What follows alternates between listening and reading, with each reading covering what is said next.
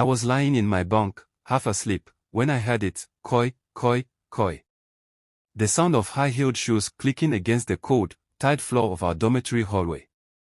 I held my breath. Everyone else was asleep, but the sound was getting closer. Koi, koi, koi. Then it stopped. Right in front of my bunk. I squeezed my eyes shut, heart pounding so hard I thought it would wake the others. I wanted to move, to wake Connor, my bunkmate, but I couldn't. My body refused to listen. Then, I heard breathing. Slow, heavy breathing. I prayed. I begged God to make it go away. A long silence. Then, the sound of the heels clicking away. Koi, koi, koi, fading into the distance. I waited until I was sure it was gone, then turned to Connor. He was snoring lightly, completely unaware of what had just happened. I lay there, staring at the ceiling, too scared to close my eyes. I attended a boys' boarding school in Lagos. It wasn't fancy, just a normal school with strict teachers, wicked seniors, and bad food. But the worst thing about the school wasn't any of that. It was the ghost. The story had been around for years. They said she was a former teacher, a woman who loved wearing high heels. Some said she was kind but died in a tragic accident. Others claimed she was wicked and cruel, that students had ganged up on her and beaten her to death. Either way, one thing was certain, she came back. Every boarding student had heard of her. Madam Koi Koi. Most of us thought it was just a story seniors told to scare us. But that changed the night Senior Emeka dared Connor to prove she wasn't real. Connor was my best friend, and he never believed in all these ghost stories. He was the kind of person who needed to see something with his own eyes before he believed it. One night, after lights out, Senior Emeka and some other seniors gathered around Connor's bunk. "If you're not a coward," Senior Emeka whispered, "go out and prove Madam Koi Koi isn't real." Connor laughed. "It's just a stupid story. Nothing will happen." "Then go," Emeka said. Connor looked at me. "David, let's go." I shook my head. "You dey craze. I'm not going anywhere." But Connor wasn't the kind of person to back down. He grabbed my arm and pulled me up. "Nothing will happen. You'll see." I didn't want to go, but I didn't want to look like a coward either. So, I followed.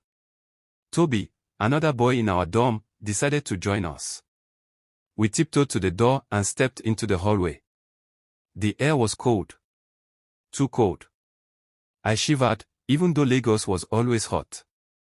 Connor walked ahead, holding a flashlight.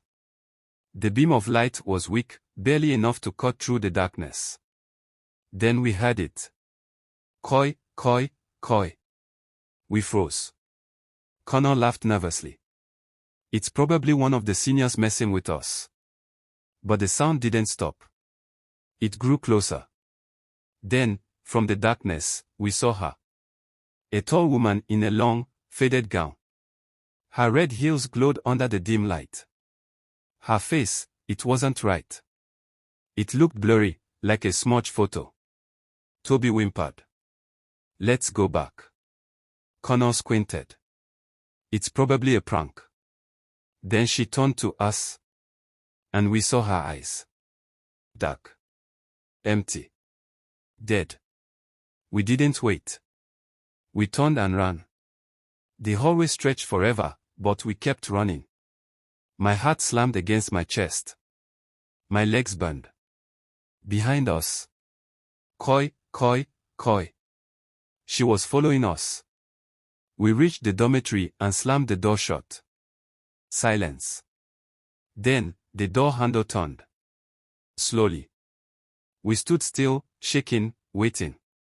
Then, just as suddenly, it stopped. We didn't sleep that night. Connor still insisted it had to be a prank, but I saw the way his hands shook. The next morning, we stepped outside. The hallway was empty. No more. Except for one thing. Bloody footprints. Right where she had been standing.